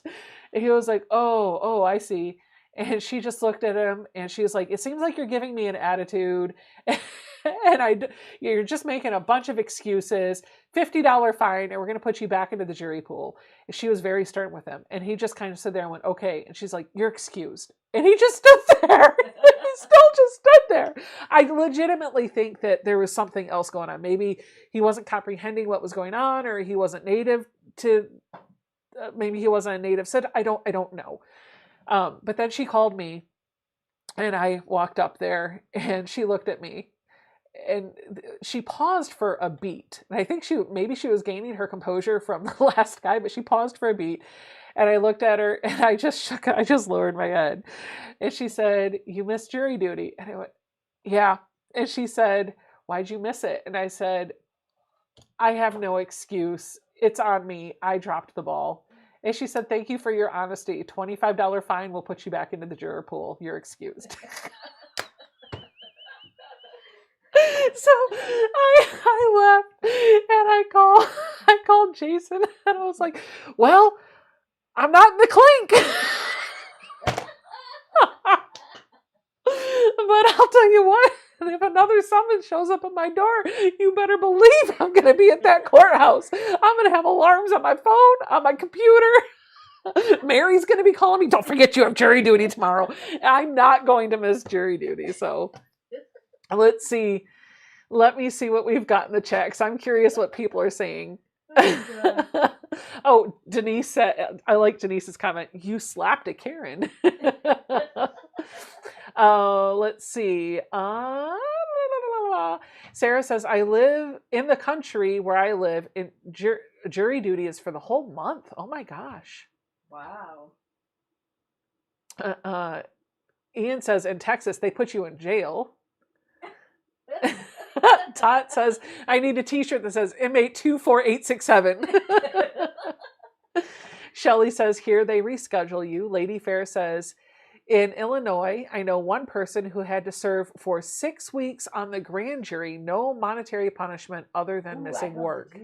I actually want to do that. Like, please put me on jury duty. Hi, I'll serve on jury duty for I think it's interesting. Like, jury would be even more interesting. I think I'm take me jury pool. Jen Katie Fiddlybit says, I've never been served. My son has, and he responded he is away at school and they gave him a new date. I know people who throw them away. They just say you did not receive the notice. I know no one. In Maryland, you can be fined up to $1,000, Brian said. But LCSD says she knows people that just throw them away, and then when they go to court, they say they never got it, and none of them have gotten in trouble. See, listen, I can't do that. Nope. I can't lie. I can't lie. There are repercussions to me lying, especially to a judge in a courtroom. So we'll just move on. Sarah says they email and text here, so it's almost impossible to miss. That's how it was in Arlington. You got a letter in the mail and an email notification, and I think even a text alert. But in this county, it's just physical mail. Yeah, they only send it to you like a few weeks in advance. They can't hear you. I'm sorry. They only. It's okay.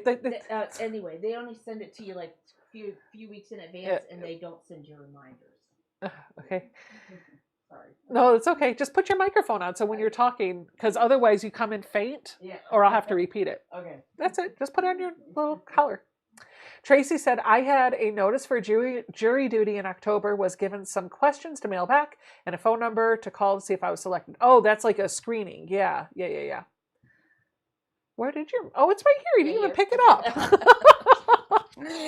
All right. I think that's all the questions. Oh, no, we're all up. Cool. All right, so let me show you how we do the next part. So to find center on these balls, that just sounds funny. Oh, Nancy G number 2, I think. Whatever. Guess who Nancy said? I was picked for jury duty and it was a murder case. Yeah. Karen says I had a coworker who had to serve on a 9-month jury. It was a significant hit on his career. It would not be a significant hit on my career. Infer from that whatever you would like. That said, I'll probably never get picked for one like that, so it doesn't even matter. All right, so to find center on this, what I do is the same method that, what is her name? Jennifer from Shabby Fabrics does. Yes. I lay it down, and it's going to be top heavy. It's going to find, it's going to lay down a certain way. And so I like to take a pin. I'm going to use a blue-headed pin. And I'm going to stick it right in the top of that ball, and I'm just going to kind of turn it around and make sure that that pin and what to me looks like the top end of the ball is directly even with all the sides. But here's another tip. Good old masking tape. We can take some painter's tape and literally just put it on the ball so that it goes like this, right? And then 90 degrees.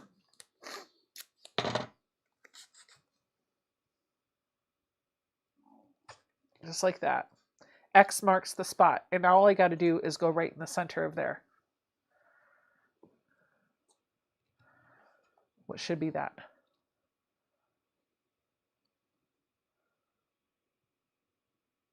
And if you wanted to measure these out, you totally could. I'm going to leave that pin there just so I know where the top is while I start to build out the other side. So to build out the other side, now that we know where the center of that top is, we're just going to do the same thing that we did on the other side. The only difference this time is, I'm just going to put my finger right there so I see it. The only difference is we can't just be finicky, or we can't just place this however we want. We do have to make sure that we're continuing that crease line. So I'm going to lay this so that the fold is right there, and I'm going to fold it down at a 45-degree angle. And I want to eyeball it and make sure, oh, see that masking tape did not work. Okay, I know why it didn't work though. Hold on, I got a better idea. I'm going to take masking tape and I'm going to run it along that seam, just like this, so that I know that the edge of this tape is that center seam all the way around. See? It's a little off right here, but I've got some bulk, so that's fine. And then I'm going to do the same thing going this way. And then that should help me find dead center.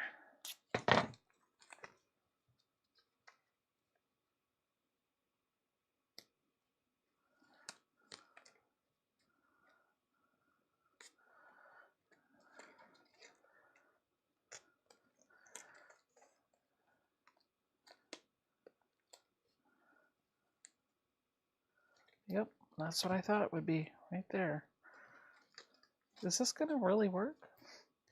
I think this is center. There. Yeah. Okay, let's see. I don't know if that trick will work. I'm just thinking maybe that hack would work. We'll see if it did.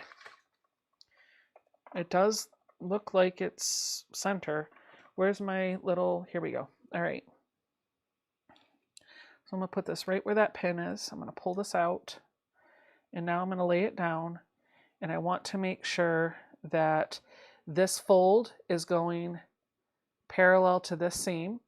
And when I pull this down, thank you, Tanya, and fold it, I am continuing that seam right this way. And it looks like I will be, so that's good. I'm going to pin base these in. Oops, ow.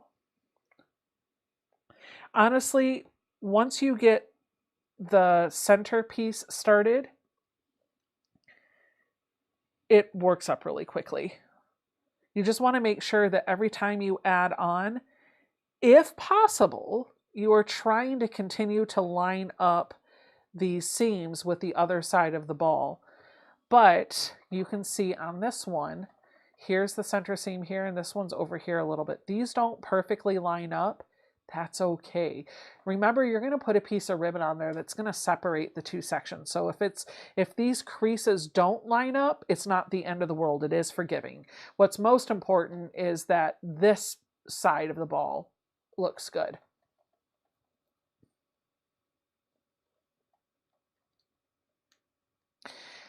Mary says, my stepdaughter got called for a murder case and her husband was a military agent and had sent some people up for murder and they made her serve anyway. Oh my gosh. Mm-hmm. No, no, no.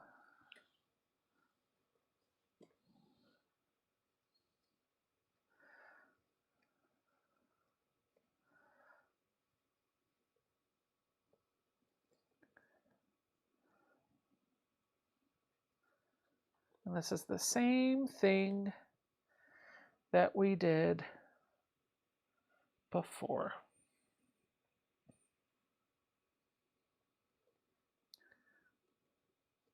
Jean says, when I was younger, I went for jury duty and they would ask me if I have an opinion and I would say yes. So they said I could leave.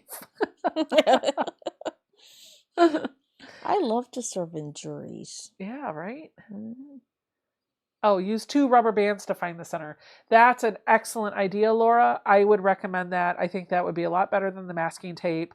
Don't have any rubber bands on hand, but if you do, please use the rubber band trick. That would be better.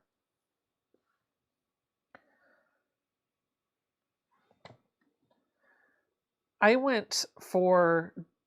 got jury duty and I went years ago. Zoe was still very little.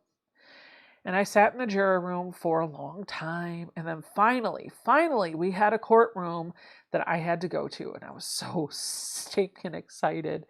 We go in, all of us go in, and they call 12 names to go sit in those special chairs, which was great. My name was not one of them. But we all had to sit there because then the council was going through their juror. It's voir dire. What is that called? It's called voir dire. Okay, whatever she said. Jean, this is a 2.8-inch ball, but I would recommend a 3-inch. So my name was not called, but as they were going through and asking everybody questions, some of them were, they would ask questions and then everybody would have to raise their hand. If they answer the question, then they would want more details. And then I think, Mary, don't they get X number of strikes? Exactly. Each side gets a certain number of I can't remember what the term is. Dismissals. But, yeah, basically. they can get rid of that person, and then once they go through those the designated number of persons that they can that they can strike from the jury, then that's your jury. Yep. So I remember them going through that, and I remember some of the questions that they were asking. I think one of them was obviously they were like, does anybody know the defendant? And then they were asking questions that would be for bias. They asked if anybody worked for law enforcement. All of those questions, and there was always somebody with every question that got dismissed, and then they brought somebody in from the panel. So every time another person got to go up there, I was like, maybe it'll be me, and it wasn't me. And then all of a sudden, and then they picked their alternate, which had to go just in case something happened to the other jury. Yep. And after they picked their alternate, they're like, okay, everybody else, you have served your duty. Thank you for your time. And I was like, aw. It must not have been a big case because usually they'll select up to 6 alternates. I think they had 2 or 3. State. Yeah. I don't think it was a big case. I think it was something driving or whatever. Yeah. I don't even know. All right, so that's what you'll do, and then you're going to repeat all those same steps that you did here on this side. That's how you'll build that out. When you get to the part where you are building this, what I have done is cut a 2-inch, this is much bigger than 2-inch, but I cut a 2-inch piece of fabric, by width of fabric because that's going to make my tie, plus the little ribbon that goes around the outside. And I do this from a fabric that coordinates with the fabric that I have in here. You could totally do ribbon. The problem why I didn't do ribbon is because I don't really have ribbon in my room, and I don't know what fabric I want to put on my ornament until I pull it from my shelves. And so when I'm sitting at Joann's, I don't have that fabric with me. I don't even know what my fabric's going to be. So picking a ribbon that would coordinate with this could be very time consuming and frustrating. However, if you were to put a ribbon around the outside, you want a 7/8 of an inch ribbon. That's the best size for the ball. For me, what I do is I make my own ribbon. So I cut a piece of fabric that is 2 inches by width of fabric. And from that, I'll measure off enough that I'll be able to wrap around the ball with a little bit of overlap. And once I have that, I'll cut it off, subcut it for my 2-inch piece.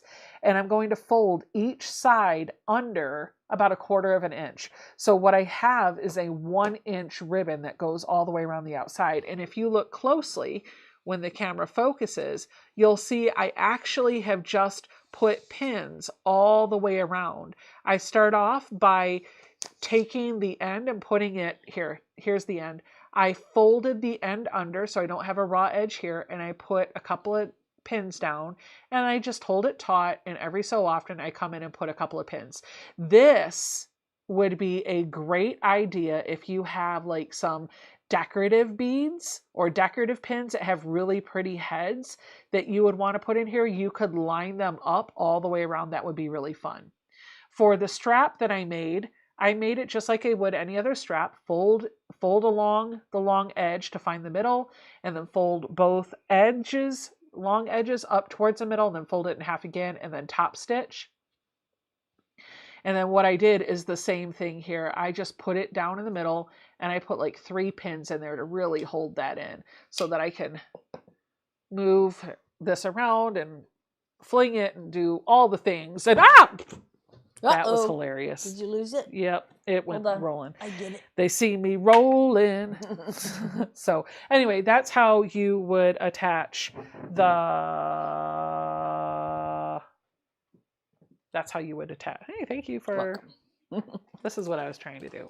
See? They're fun to make. You gotta make these. They're great. Even if you don't have anybody to gift them to, you can just sit here and do this all night. It's like a fidget spinner. This is a quilty fidget spinner. Okay, I need to stop. Anywho, I'm reading the chat. These are funny. Some of them aren't funny. Some of them are like, Donna says, I sat on a jury and this guy beat up his pregnant girlfriend, put her in the hospital, and she went back to him. We found him guilty. Don't know what he got for time. That's so sad.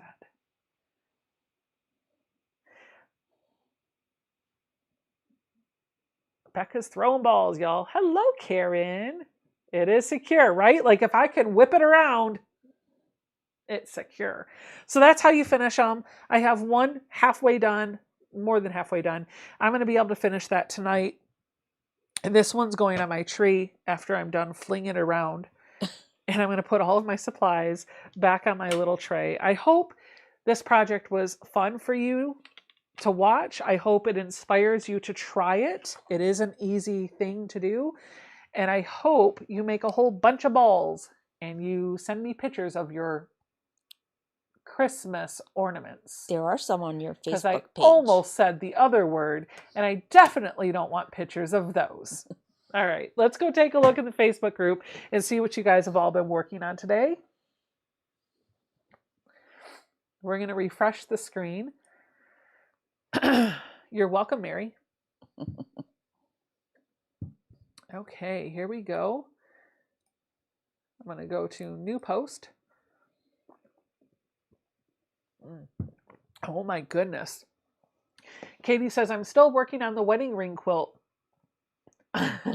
It will be done this weekend, though, so I can finally move on. So over this one. Katie, that looks great. Oh, that's gorgeous.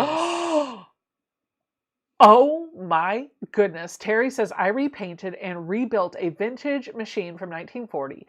I finished her today. She has a foil coat on her that makes her look like marble. I Yep. rewired her and put her back together, and she sews like the queen that she is. She's a Singer 128 with a shuttle bobbin. Coolest piece of machinery that makes an awesome stitch. Thanks for letting me share. You guys.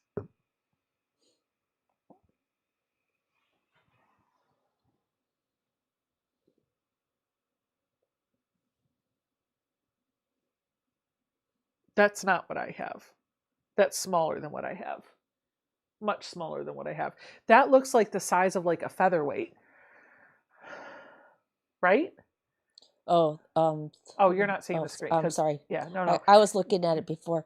That's a that looks like a turn crank, Right, but Yeah. it's the size of a featherweight, right? It looks like the size of a featherweight. It could be, yeah. We'll see what Terry says. She'll tell us. Melissa Troyer says, denim, felt, and flannel rag quilt for my nephew. This part was all hand sewn.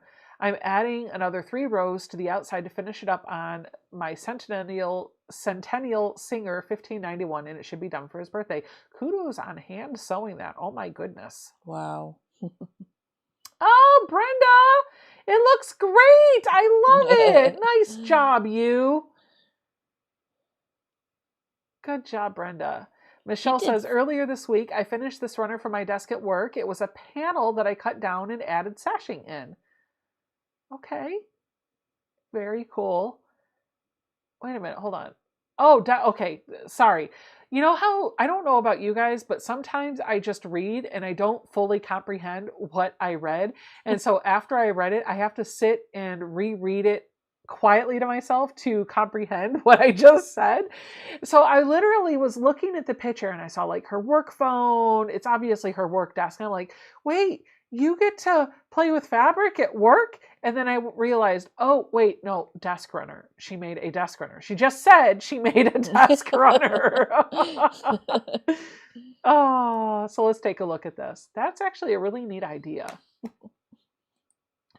So Terry says, it is coined a 3/4 size machine.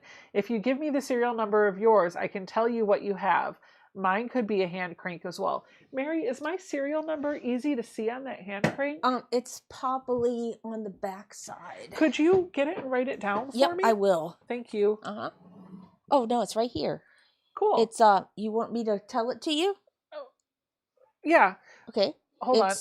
Well, okay, I'm not ready to type it. Oh, I don't even know if I can. That's type okay. it. I'll write it down. No Okay. big deal. I'll just keep going. Okay. I appreciate you. Thank you. No problem.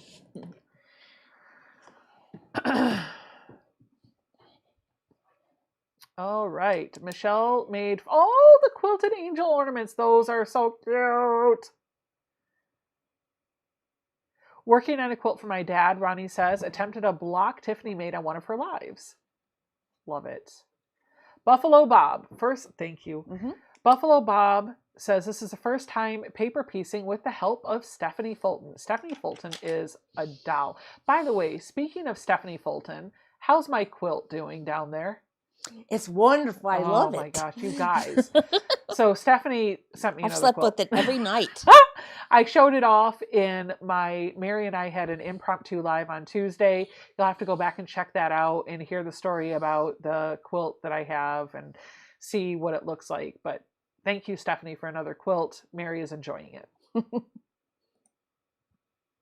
So Terry, the serial number for my hand crank is Y, like yellow, 988456. Y like yellow.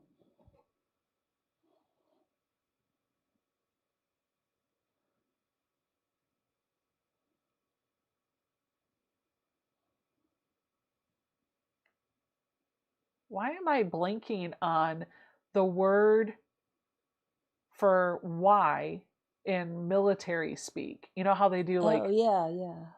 I don't know what it is Whiskey either. Tango Foxtrot? You know, like, Yep. why can't I not remember what Y is? I didn't know. Alpha Bravo, Charlie, Delta, Echo, Foxtrot, Golf, Hotel.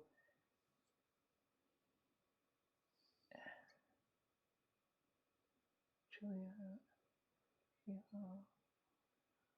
Whatever. I'm not going to say it. Somebody in the chat's going to know what it is and they're going to type it, and then I will be appreciative of that. Let's move on. Yep. Oh, okay. Thank you, Terry. I'm going to write that down so that I can remember it forever and ever. I have a 1923 Singer 15K. Cool. Now I know. Yankee. Yes, Yankee. Thank you. Gosh. I know. Whatever. Thank you, friends. Thank you. And it says January 12th. Its birthday is January 12th. Goodness, you even have the birthday. Wow. Listen. What? It's 100 years old. Oh, wow. It'll be 101. Wow. 1923. Very cool. Thank you. I need to get her out and actually sew on it. We're going to do that. We're going to sew. I'm just going to make some 4 patches with it. I haven't sewn on her. I need to. Anyway, oh gosh, ADD brain's kicking in. Let's move on. I've been saying that all day for like the past 2 days. Laura Austin is making a recycled shirts project and has been on the screen for way too long. So let's move on. Ellen Stanley says, my dear granddaughter enjoying her Christmas quilt I made during Becca's virtual retreat. Aww. I love it. Oh no. Michelle says, pray for me. It's binding time. My first time putting binding on. Thank you, Becca, Ian, and Tiffany for your videos. I will post a picture when it's done. All right, let's refresh the screen and see what else is slipped in here. Karen said, I just got this quilt bound. I need to add the label and hanging sleeve. I call it Ribbit. And there's a frog in the middle of it. Love it. Anthea says, I just finished a baby quilt just 2 months late. Hey, that's on time. If you gift a baby quilt within the baby's first year, it's on time. That's right. I'm just going to scroll, make sure I didn't miss anything else.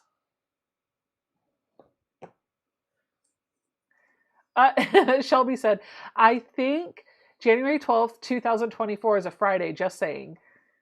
Nancy Jean is turning 101 on a Friday Night Live. Maybe on that live, I will sew. Maybe Friday, January 12th, I'm going to sew on the hand crane. There you go. We're going to do it. We're going to do it. We're going to pull her out. And it'll be like, can this 100-year-old machine work without electricity? We'll see. Mark your calendars. It might be a hot mess. We'll have to get that on the calendar for you. All right. I think that's about it for me. I'm going to double check to see if Donna's live stream is going, and I will pop the link in the channel for those of you that want to hop over there and check her out. Don't forget Handmade by Ying with Donna. She's trying to get to 10,000 subscribers before April, and I think she's about 350 away as of tonight, Friday, December 15th, 2023. So if you haven't checked out her channel, it would mean a lot to her if you would check it out and subscribe to help her get to that 10,000. And by the way, if you haven't seen this, I'm going to show you.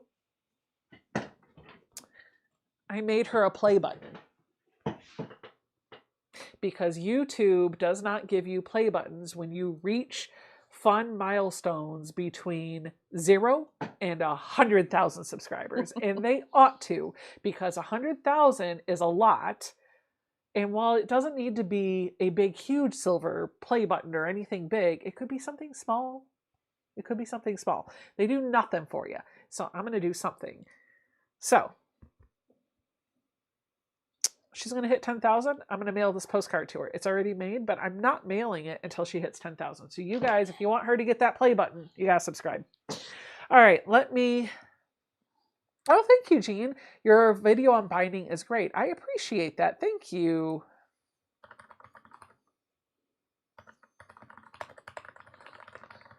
I'm just going to go grab her little link for her live.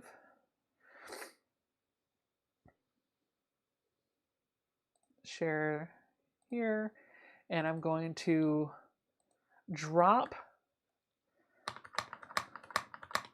I've just spammed her live channel thing, whatever. The link to her video is now in the chat. Thank you, friends, so much for hanging out with me tonight. I definitely had a blast, as always. I love the time that we get to spend together. I'm really looking forward to our virtual Christmas party next week. Who knows, we may even have a couple of guests, so you'll definitely want to tune in for that. There will be prizes, there will be games, there will be water for my beverage, and some quilty friends to hang out with, and it's going to be a blast.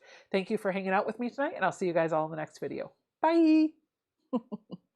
But sing, I'm so glad.